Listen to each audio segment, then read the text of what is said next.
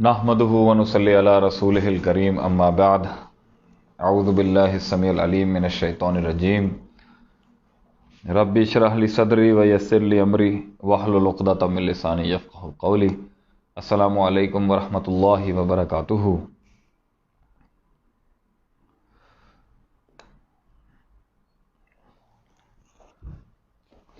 ہم میں سے ہر انسان ایک چیز کے بارے میں بہت زیادہ کنسرنڈ ہے اور اس بات سے بہت زیادہ تجسس میں رہتا ہے کہ آگے کیا ہوگا۔ انسان کے سکون کی بہت بڑی چیز کی بنیاد ایک اس کا ماضی ہے کہ کیا اس کے ماضی میں کیے ہوئے جو کام ہیں اس کا کیا خمیازہ میں آج بھگت رہا ہوں یا میں آئندہ ان کا کیا خمیازہ بھگتوں گا۔ What are the results of the mistakes of my past and what will be my future، اور میرا مستقبل کیا ہوگا۔ انسان محنت کرتا ہے، دنیا میں پیسہ بھی کماتا ہے، تعلقات بھی بناتا ہے، رشتے بھی رکھتا ہے، لیکن جو سب سے بڑی چیز ہے نا انسان کا سکون ہے کہ اس کی اندر کی من کی جو کیفیت ہے،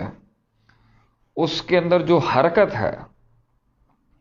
اس کو ایک ٹھہراؤ اور ایک اطمینان آئے، امید کے حوالے سے،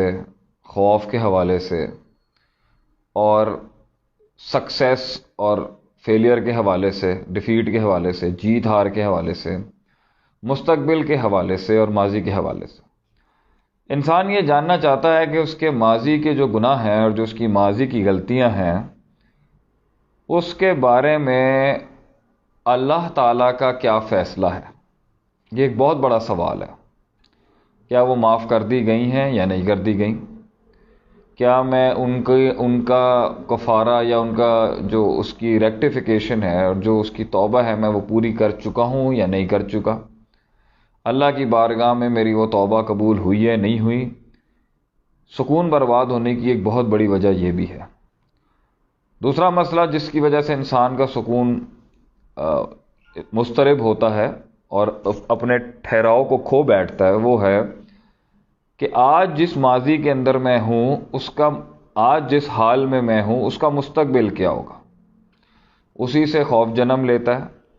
جسے ہم فیئر آف دا اننون کہتے ہیں یا فیئر آف دا فیوچر کہتے ہیں۔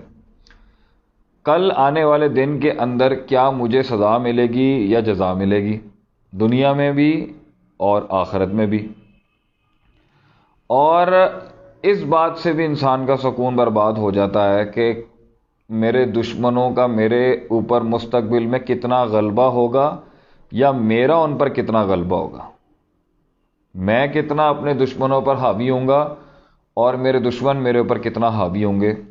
اس حوالے سے بھی انسان میں تشنگی ہے، وہ جاننا چاہتا ہے، اور یہ سب ان نون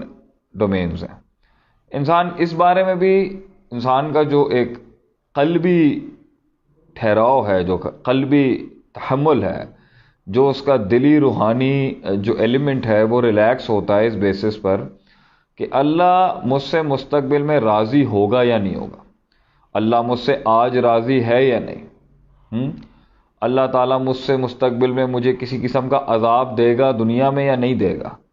اللہ تعالیٰ میری پنشمنٹ کرے گا یا نہیں کرے گا، کیا اللہ مجھے جنت دے گا یا نہیں دے گا، کیا اللہ مجھے مستقبل میں مواقع اور موقع اور اپرچونٹیاں دے گا یا نہیں دے گا۔ یہ بھی انسان کا سکون برباد کر دیتی ہیں۔ پھر اس حوالے سے بھی انسان کے اندر بڑی تشنگی ہوتی ہے کہ میں کس لمٹ تک پہنچوں گا آگے جا کے، کیا حد ہے میری، کس حد تک میں زندگی میں آگے بڑھ سکتا ہوں، ٹھیک ہے، اور میں عبادت میں کس حد تک آگے بڑھ سکتا ہوں، اور شیطان مجھ پر کتنا غالب ہوگا اور میں شیطان پر کتنا غالب ہوں گا۔ یہ وہ سارے عنصر ہیں جس کی بنیاد پر، ان کے سوالات نہیں ہونے کی وجہ سے انسان آج، ہم سب جتنے بھی ہیں، ہم ہل جاتے ہیں اپنی جگہ سے، اور اسی وجہ سے آپ کو لوگوں کی طبیعت کے اندر جو ہے نا وہ امراض اور وہ ایٹیٹیوڈز دکھیں گے جس سے پتہ چل جائے گا کہ اسے سکون نہیں ہے۔ اب سوال یہاں پر یہ اٹھتا ہے جس کی وجہ سے آج تھوڑا سا آپ لوگوں کے ساتھ بات چیت چل رہی ہے، وہ ہے کہ انسان اپنا سکون کیسے اس دنیا میں پا سکتا ہے۔ obviously بات ہے. اس کا ایک طریقہ کار ہے سمپل قرآن کی ایک آیت جس پر کوئی لمبی چوڑی بحث کرنے کی ضرورت نہیں ہے، وہ ہے الا بذکر اللہ تطمئن القلوب، کہ اللہ کی یاد کے ساتھ نہ دلوں کا اطمینان جڑا ہے. انسان کا جو سکون ہے وہ بذکر اللہ ہے، اللہ کے ذکر کے ساتھ ہے. لیکن اس کو ایکسپلین کرنے کی بہت ضرورت ہے، کیونکہ اٹ ڈزنٹ مین کہ آپ سبحان اللہ سبحان اللہ سبحان اللہ محض کرتے رہیں گے تو آپ کو اس طریقے سے سکون میسر ہوگا جب تک کہ آپ اس کی پیچھے کی روح کو نہیں جانتے ہوں گے کہ اللہ نے ہر بات کے اوپر مختلف قسم کی ایک سوچ اپنے ذکر میں کیوں نازل کی ہے. اللہ کی یاد نماز میں ہو، ذکر میں ہو، بیٹھ کے تفکر ہو، یہ دلوں کا اطمینان کیوں ہے، یہ محض سمجھنا بہت ضروری بات ہے، یہ اتنا آسان نہیں ہے. تو پہلی بات تو یہاں پر یہ ہے کہ ایک تو عربی کی عبارت ہے جو ہم ذکر اذکار میں پڑھتے ہیں 33 بار سبحان اللہ، استغفر اللہ، الحمدللہ، یہ تو کرنا ہی کرنا ہے، اس پہ تو کوئی انکاری نہیں ہے. سوال یہ ہے کہ میں اس بات کا بھی بہت بڑا معتقد ہوں کہ اگر انسان کے اذکار کے پیچھے عقیدہ صحیح نہ ہونا تو وہ ذکر جو ہے نا اس طریقے سے مفید نہیں ہوتا، کام نہیں کرتا. تو کتنے ہی لوگ ہیں جب وہ جنات کا مقابلہ کر رہے ہوتے ہیں کسی بندے کے ساتھ، تو جب بندے کے عقیدے کے اندر ہی آل از گڈ، جب بندے کے عقیدے کے اندر کمزوری ہوگی نا تو وہ جتنا بھی اس پر قرآن پڑھے گا تو اس قرآن کا اثر جس کو جن کا مسئلہ ہوتا ہے یا جس پہ جادو کا مسئلہ ہوتا ہے، تو یہ انسان کا عقیدہ بہت میٹر کرتا ہے کہ اس کی سوچ اللہ کے ساتھ جڑی ہوئی کتنی ہے، وہ اللہ کے ساتھ کتنا کنیکٹڈ ہے، اور اس کی یقین کی کیفیت کتنی ہے اور اس کی شک کی کیفیت کتنی. تو محض ایک اللہ والا کہلانا یا محض ایک داڑھی ہو جانا یا محض اللہ کی باتیں کرنے والا نمازی شخص ضروری نہیں ہوگا کہ اس کے اندر عقیدہ بھی اس پختگی کا ہو. اور کتنے ہی زیادہ بظاہر نہیں ہوتے دیکھنے میں دیندار، مگر عقیدے ان کے بہت سالڈ ہوتے ہیں. اللہ کے ساتھ ان کا یقین کا جو تعلق ہے نا وہ ایسا ہوتا ہے کہ وہ پہاڑ ہلا کے رکھ دیں. تو اس لیے یہ عقیدہ ہوتا ہے، یہ نظریہ ہوتا ہے جس کے تحت جو ہے نا انسان جو ہے نا وہ اس کے اذکار میں وہ افادیت ہوتی ہے، اور وہ اس اذکار میں اتنی گہرائی پیدا ہوتی ہے کہ کچھ لوگ تو ایک بار ہی آیت ہی پڑھتے نا. مطلب ہم نے تو سنا ہے کہ کچھ ایسے علماء گزرے ہیں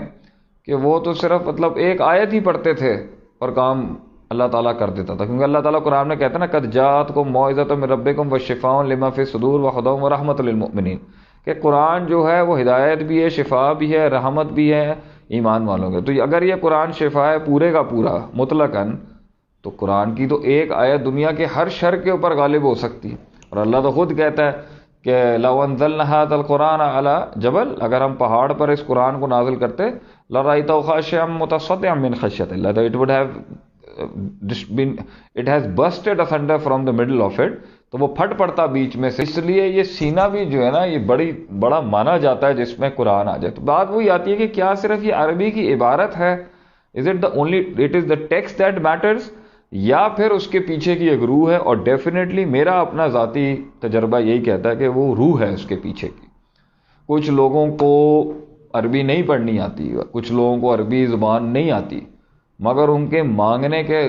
مانگنے کا طریقہ روحانی انداز میں ایسا ہوتا ہے کہ اللہ آسمانوں سے فرشتوں کی فوج نازل کر دیتا ہے ان کے لیے. کتنے ہی لوگ ہوتے ہیں جس طرح وہ آوا لگا کے اللہ سے کہتے ہیں اے اللہ میں ماٹھا جیا بندہ ہے گا. میں نے کتنے لوگوں کو سنا ہے پنجابی کے اندر کبھی کبھی وہ اس طرح ایسے دعا مانگتے ہیں، ایسا لگتا ہے ڈائریکٹ بات چل رہی ہے ان کی. تو لیکن عربی عبارت کی قرآن اللہ کا کلام ہے، اللہ کی صفت ہے. اوبویسلی اس کے بارے میں کوئی شک ہی نہیں ہے، کوئی دو رائے نہیں ہے، کوئی ایسا موقف ہی نہیں ہے کہ قرآن کی جو ہے وہ نہ فضیلت پر، نہ اس کی اہمیت پر، نہ قرآن کے وزن کے اوپر، نہ قرآن کے موضوعوں کے اوپر. یہ ساری باتوں سے ہٹ کے میں جس نقطے پہ میں لے کے جانا چاہ رہا ہوں نا وہ سمجھیں، وہ ہے کہ جب آپ کی سوچ جو قرآن جن موضوعات کے ساتھ آیا تھا جب وہ بن جائے گی نا تو قرآن پھر آپ کی ایسی پاور ہوگی کہ پھر یہ جن شن تو پھر چھوٹی سی چیزیں پھر یہ گھبرائیں گے آپ سے. یہ دنیا کی بڑی بڑی چیزیں آپ سے گھبرا جائیں گی اگر آپ قرآن کے مفہوم کو اور قرآن کی عبارت کو جب آپ سمجھ جائیں گے.